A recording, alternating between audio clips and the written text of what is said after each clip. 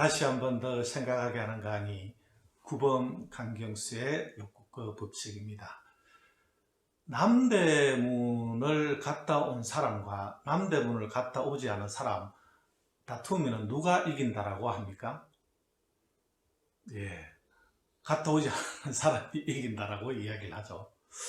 우기는 사람 이길 수 있습니까? 없습니까? 쉽지 않습니다.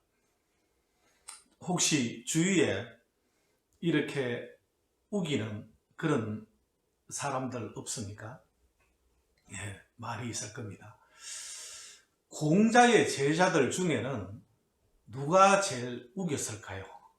공자의 제자들 중에는요, 아마 자로가 그 중에 한 사람이었던 것 같습니다. 자로는 여러분들 이전 강의에도 말씀을 드렸습니다만은 무인이었다는 거죠. 무인이었고 공자가 이렇게 사단을 이끌고 돌아다니니까 그 깽판을 놓으려고 왔다가 말이죠. 이상한 복장을 하고 깽판을 놓으려고 왔다가 공자의 말씀과 인품에 반해가지고 제자가 되었거든요. 그러니까 아무래도 다른 제자들보다는 좀 덜 알았다라고 볼 수 있는 것이죠. 그런데 또 무인들은 뭡니까? 어떤 이 용기도 있지만서도 어떤 자존심이 강하지 않겠습니까? 그래서 어떤 아는 것은 다른 사람들보다 부족하고 그런데 어떤 자존심은 있고 이러다 보니까 자기가 한 말에 대해서 말이죠. 우기고 하는 그런 상황이 많았던 것 같습니다. 그래서 오늘 록구급 없이 98강을 할 차례인데요. 노노 2편 17장에 나오는 이야기입니다. 노노 2편 17장에 자로가 우기고 하니까 공자가 자로를 부르면서 회여, 지지호, 유야, 그 자로의 이름이 유입니다. 아주 가까운 사이에 있는 이름을 부르죠. 공자는 제자들의 이름을 많이 불렀습니다. 유야, 너에게 안다는 것이 무엇인지를 가르쳐 줄게 라고 하면서 메소를 들이댄 거죠. 그러면서 자왈, 공자가 한 말이 아주 유명한 말이죠. 아주 유명한 말인데요.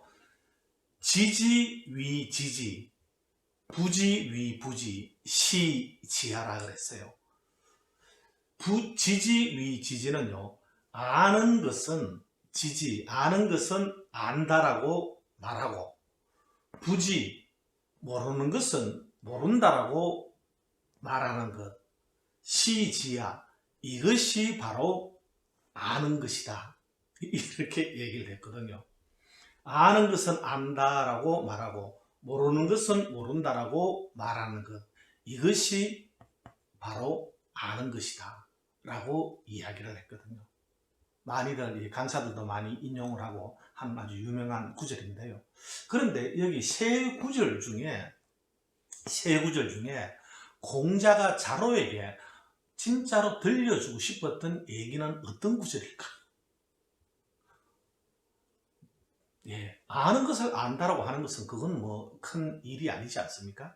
그런데 모르는 것을 안다라고 하니까 우기니까 이게 힘드는 것 아니겠습니까? 같이 있는 사람이. 그래서 공자가 자로에게 해주고 싶었던 것은 모르는 것은 모른다라고 말하는 것. 그죠? 그게 바로 아는 것이다. 이걸 얘기해주고 싶었던 거죠. 그런데 우리가 모르는 것은 모른다라고 말을 하는 것이 쉬울까요? 어려울까요? 쉽지 않을 겁니다. 대부분은 아는 체 하잖아요. 자기가 모른다라는 것을 잘 알기도 어렵고 인정도 잘 안 하려고 하는 거죠. 모르는 것을 모른다라고 할 수 있는 것은 이거는 대단한 사람이라고 할 수 있는 것이죠. 소크라테스의 어떤 지혜에 대한 얘기가 많이 있지 않습니까? 그 플라톤의 대화편에 보면은 그런 얘기가 나오죠. 소크라테스의 친구가 델포이 신전에 가서 아폴론 신에게 물었다는 거죠. 소크라테스보다 더 현명한 사람이 있습니까? 이렇게 물었더니만은 아폴론 신이 없다라고 이야기를 한 거예요. 그래서 그 친구가 소크라테스에게 와가지고 그렇게 그 신탁을 이야기한 거죠. 어떤 신이 뭔가 누군가에게 그 메시지를 줘가지고 뭔가 일을 하게 하는 것, 또는 누군가가 물으면은 거기에 답을 주는 것, 이런 걸 신탁이라고 이야기합니다. 그래서 그 신탁의 내용에 대해서 소크라테스에게 이야기를 했더니만은 소크라테스가 깜짝 놀라는 거예요. 아니, 내보다 더 현명한 사람이 없다고? 자신은 그렇게 자신이 가장 현명하다고 생각하지 않았겠죠. 그러다 보니까 이 소크라테스는 그 신이 한 얘기니까, 그러니까 그 신탁을 부정할 수는 없고, 그래서 아니라는 증거를 찾기 위해 가지고 아테네에 가장 현명하다라고 생각되는 그런 정치인이랄까 지식인, 철학자들을 만나러 다닌 거죠. 그래서 그 사람들하고 다 이렇게 이야기를 나눠본 결과, 맞다, 내가 가장 현명하다라고 이렇게 소크라테스가 이야기를 했습니다. 그런데 왜 그렇게 이야기를 했느냐? 돌아다녀 보니까 사람들을 만나가지고 지혜롭다는 사람들을 다 만나서 얘기를 나눠보니까 그 사람들이나 자신이나 모르는 것은 똑같이 모르는데 자신은 모르는 것을 모른다라고 알고 있는데 반해서 그 사람들은 모르는 것을 모른다라고 인지하지 못하고 계속 우기더라는 거예요. 계속 우기더라는 거죠. 그래서 자신이 가장 현명한 것이 맞다라고 이렇게 이야기를 했거든요. 그래서 소크라테스는 뭐라 그랬습니까? 무지의 자각이 지혜라고 이야기를 했거든요. 내가 모른다는 것을, 이것을 아는 것, 이게 지혜라고 하지 않았습니까? 네. 그래서 2500년 전에 소크라테스가 그렇게 진짜 무지의 자각이 지혜라고 이야기를 했는데, 그런데 100년 전에는, 100년 전쯤에는, 100년 전에는 20세기였네. 20세기에 가장 현명한 사람, 똑똑한 사람은 어떤 사람이 있었을까요? 아마 여러 사람이 있겠지만서도 그 중에 한 사람이 아인슈타인 아니겠습니까? 아인슈타인에게도 누군가가 물은 거죠. 선생님은 어떻게 그렇게 배움에 열심입니까? 이렇게 진짜 이 세상에서 가장 이게 똑똑하다고 생각되는 사람이, 그런 사람이 더 그렇게 배움에 열중이니까 누군가가 그렇게 물은 거죠. 물으니까 그때 아인슈타인이 한 대답이 뭡니까? 그때 아인슈타인이 한 대답이 이거지 않습니까? 그렇죠. 배워서 알면 알수록 알게 되는 유일한 알문, 모름이 점점 커져간다는 것입니다. 그러니 내가 어찌 더 배움에 열심히 하지 않을 수가 있겠습니까? 이렇게 대답을 했거든요. 그러면서 이야기를 한 것이 뭐냐면 이 지식의 원을 이야기했습니다. 이 지식의 원, 자, 왼쪽 오른쪽 AB가 있습니다. AB의 사람 중에 누가 더 많이 압니까? 당연히 B가 더 많이 알죠. 그러면 A가 더 적게 아는데, 그런데 A는 말이죠, 원 밖에 있는 건 다 모르는 것 아니겠습니까? 그런데 우리는 원 밖에 있는 것을 나는 다 모른다라고 인지를 하겠습니까? 아니면 아는 것과 모르는 것, 그 접선 부위, 그죠? 여기 접선 부위만 내가 모른다라고 인지를 하겠습니까? 그러니까 암과 모름, 그 경계 부분만 인지를 하겠습니까? 아니면은 그 전체를 모르는 것 전체를 내가 모른다라고 인지를 하겠습니까? 당연히 이 경계 부분인 거죠. 우리는 모르는 것은 뭘 모르는지도 사실은 모르거든요. 제 대학교 그 후배 중에 말이죠. 대학교 2년 후배인가요? 후배가 현대중공업에서 20년 이상 성공적인 직장 생활을 하고 그 스스로 그 퇴직을 하고 지금은 청주 부근에서 양봉을 하고 있는 후배가 있어요. SNS를 통해서 다시 알게 돼가지고 그 후배에게 제가 이렇게 얘기했습니다. 또 혼자서 그 양봉을 하고 있다고 하니까 내가 언제 시간 나면 한번 들를게. 이렇게 이야기를 하고 제가 대전에서 강의를 하고 행성으로 올라오는 길에 들른 적이 있습니다. 그러면서 하룻밤 같이 있으면서 술도 한잔하고 한 적이 있는데 그 후배가 이렇게 얘기하는 거예요. 형님, 꿀벌이 사라지면 인류는 4년 내 멸망을 합니다. 이렇게 얘기하는 거예요. 아니, 꿀벌이 사라진다고 왜 인류가 4년 내 멸망한다는 거야? 제가 이렇게 되물었더니만은 아인슈타인이 그렇게 얘기했다는 거예요. 아인슈타인이 그렇게 얘기했다 그러니까 더 끌리는 거죠. 왜 그런데? 라고 하니까요. 동물들도 이게 암컷 수정이 있어야지만이 이 새끼를 놓지 않겠습니까? 식물들도 마찬가지라는 거야. 암컷 수정이 일어나야 되는데, 그런데 어떤 이 바람이나 이런 것들에 의해서 자연적인 수정은 10% 정도밖에 안 된다는 거예요. 나머지 8, 90%는 뭐가 담당을 하고 있냐면 꿀벌이 날아다니면서 수정을 도와준다는 거예요. 그래야지만이 어떤 이 꽃이 피고 열매가 열릴 수가 있다는 거예요. 그런데 꿀벌이 사라지면 그 식물들이 수정을 못하고 열매를 맺을 수가 없고 인류는 뭘 먹고 살겠습니까? 이야, 그래, 진짜 그러네. 그 후배가 그 말을 하기 전에는 저는 그런 사실이 있는지조차도 몰랐거든요. 우리는 모르는 것은 뭘 모르고 있는지도 사실은 모르는 거죠. 그래서 이 원밖을 다 우리는 모른다라고 인지를 하는 것이 아니고 요 경계 부분만 인지를 하고 있다는 거예요. 자, 그러면은 여기 오른쪽에 있는 이 B는 말이죠. 왼쪽에 있는 A보다 훨씬 더 많이 알지 않습니까? 그러면 같은 논리로 이 B도 원 밖에 있는 건 다 모르지만은 이 B도 인지하는 모름은 이 암과 모름, 요 경계 부분이라는 거예요. 자, 그러면은 그렇게 따지면은 아는 것도 B가 많지만은 모르는 것도 누가 더 많습니까? 당연히 B가 더 많은 거죠.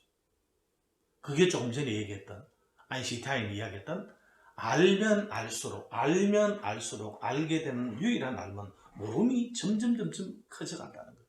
모름이 점점 커져간다는 거예요. 그죠? 이 소크라테스가 이야기한 무지의 자각하고 맥락이 같지 않습니까? 그러니까 내가 어떻게 더 배움에 열심히지 않을 수 있겠느냐 이렇게 이야기를 했거든요. 예. 그런데 탈무드에 보면 어떤 얘기가 나옵니까? 이 세상에서 가장 행복한 사람은 어떤 사람이 행복하다 그랬습니까? 감사한 사람. 감사한 사람이 가장 행복하다 그랬죠. 어떤 사람이 착한 일을 했습니다. 착한 일을 하니까 천사가 와가지고요. 네가 착한 일을 했으니까 내가 너에게 소원을 하나 들어줄 테니까 이야기를 해보라고 이야기했습니다. 그러니까 뭔가 소원을 얘기했겠죠. 하니까 천사가 기속말로 소곤소곤 뭔가 그 사람이 착한 일을 한 사람이 자기는 평생 행복하겠다라는 소원을 얘기했습니다. 그러니까 그 천사가 기속말로 뭔가 소곤소곤 그 이제 비법을 얘기해 준 거죠. 하니까 진짜로 그 천사의 말대로 그 비법대로 행하니까 평생 행복한 거죠. 그런데 평생 행복했는데 사람들은 그 사람이 어떻게 해서 행복했는지 몰랐던 거죠. 왜? 그 비법을 죽을 때까지 남들한테 얘기하지 말라고 했거든요, 천사가. 그래서 이제 죽을 때가 되니까 주위 사람들이 그때 천사가 뭐라고 이야기했는데 당신 그렇게 그 한평생을 행복하게 살았나? 라고 하니까 죽을 때 되니까 얘기를 한 거죠. 그 천사가 한 얘기가 아침에 일어나면 감사하고 일어나지 못하는 사람도 얼마나 많습니까? 밥 먹을 때 감사하고 먹고 싶어도 먹을 게 없어가지고 못 먹는 사람이 얼마나 많습니까? 먹거리가 또 있는데 먹을 수 있는 건강이 없어가지고 못 먹는 사람은 또 없겠습니까? 그죠? 가족이 있는 것에 감사하고 가족이 없는 사람도 얼마나 많습니까? 내가 잠자리에 들 때 또 감사하고 범사에 감사라고 이야기한 거죠. 범사에 감사라고 이야기한 거죠. 그러니까 이 사람은 천사의 말을 그대로 따랐다는 말은 평생 행복했던 것이죠. 그런데 그 탈무드에 나오는 두 번째, 이 세상에서 가장 지혜로운 사람은 어떤 사람이 지혜롭다고 했습니까?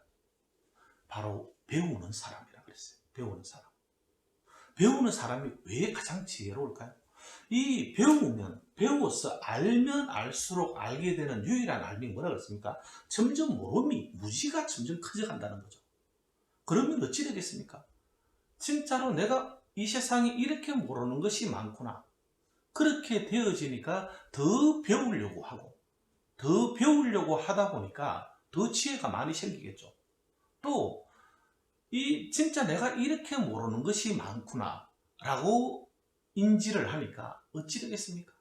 진짜 겸손하지 않겠습니까? 이 우주에서 내가 아는 게 몇 프로나 되겠습니까? 1%, 0.1%나 되겠습니까? 그런 어떤 무지의 자각을 하게 된다 그러면 어찌 만유 앞에 겸손하지 않을 수가 있겠습니까? 그래서 뭐라 그랬습니까? 겸손하면 아무것도 잃을 것이 없다 그랬거든요. 내가 전부 다 잘났고 잘 알고 똑똑하다고 생각을 하니까 그저 그 정을 맞는 거죠. 진짜 겸손하면 아무것도 잃을 것이 없다 그랬거든요. 여러분, 내가 옳다는 생각이 있으면, 내가 옳다는 생각을 가지고 있으면 다른 사람의 말을 잘 들을까요? 듣지 않을까요? 잘 듣지 않겠죠. 내가 다 옳은데 뭐. 그러면 그죠? 내가 다 안다라고 생각을 하면은 다른 사람 뭔가를 잘 배우려고 할까요? 내가 다 아는데. 내가 다 안다는 생각을 가지고 있으면 잘 배우지 않는 것이죠. 배우지 않고, 그죠? 자기가 다 안다라고 이렇게 돌아다니는 거죠. 그런 사람을 보고 뭐라고 이야기합니까? 그런 사람을 보고 자만하다 또는 교만하다 이렇게 이야기하죠. 자, 그런데 우리가 자만하다라고 이야기할 때 위에 자만이 맞겠습니까? 아래 자만이 맞겠습니까? 저도 대부분 사람들은 아래라고 이야기합니다. 뭔가 찰만자거든요. 그런데 저도 이게 그렇게 생각을 했더랬습니다. 그런데 사전을 찾아보면 위에가 많습니다. 그런데 이 만자는 무슨 만자냐면은 껴를 만자예요. 껴를 만자. 진짜 이게 글자가 만들어진 이런 것들을 보면 참 신기한 거죠. 껴를 만자. 스스로 게을러진다는 거예요. 왜? 내가 다 알고 있기 때문에 배움을 게을리 하는 거죠. 그걸 자만이라고 이렇게 이야기하는 것이죠. 네. 내가 다 아는데 뭐 배우려고 하겠습니까? 그러니까 게을러지는 그런 상태를 자만이고 교만이라고 이렇게 이야기를 한다는 거예요. 소크라테스 뭐라고요? 무지의 자각이 지혜라고 이야기를 했거든요. 아인슈타인은요, 알면 알수록 알게 되는 유일한 삶은 모름이 점점 커져간다는 거예요. 이 세상에는 얼마나 아는 사람이 저보다 더 아는 사람이 많겠습니까? 진짜 그런 생각을 가지면 진짜 겸손해지지 않을 수가 있겠습니까?